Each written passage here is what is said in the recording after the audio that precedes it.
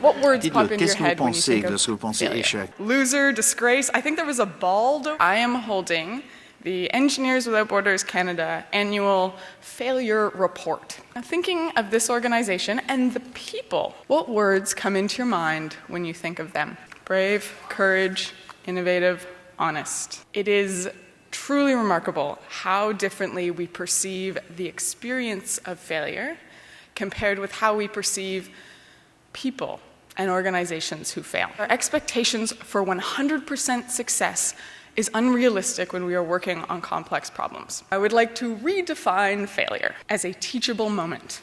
We like to point our fingers, but if we don't look inward and own that failure and learn from it, we won't be able to advance those sustainability initiatives that are so crucial to our communities. We've always been in a fishbowl. I think particularly today, when things go well and a project successful, it's the credit of the politicians on council.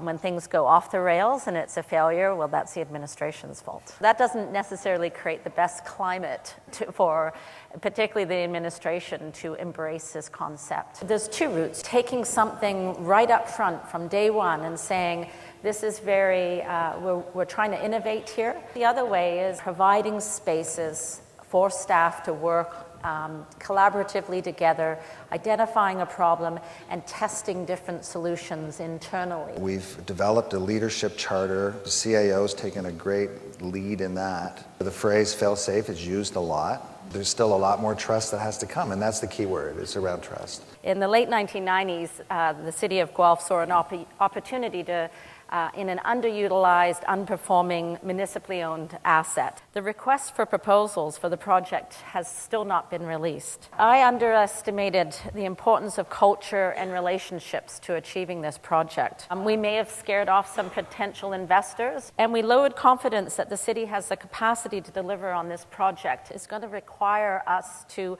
partner even more with other governments, with the private sector, civil society, and individuals. So to change the culture from within and not nurture a test and learn culture, a really challenging thing to do when you work in a fishbowl. Extensive stakeholder outreach we did. Over time, I found myself getting frustrated. I missed the fundamental point. You are never done making the business case for each and every one of those partners. Otherwise, your partners will drift from you. Or in some cases, potential partners have been really part of solutions around the gaps. So there's actually a lot of comfort and tactical purpose for talking about failures. We had this defunct mine site, contaminated site that we were going to turn into a positive for our community, geothermal heat to use in a potential district energy system. We awarded a major chunk of funding from Natural Resources Canada's Clean Energy Fund. We didn't have all the answers at that time, but we wanted to hold on to that funding. Basically, at the end of the day, it came down that 57% of people said,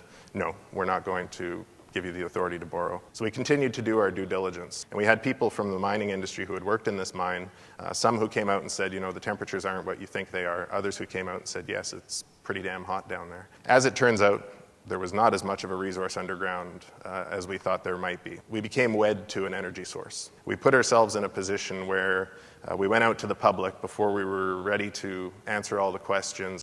The teller of a failure story always feels more vulnerable than you hear as the listener.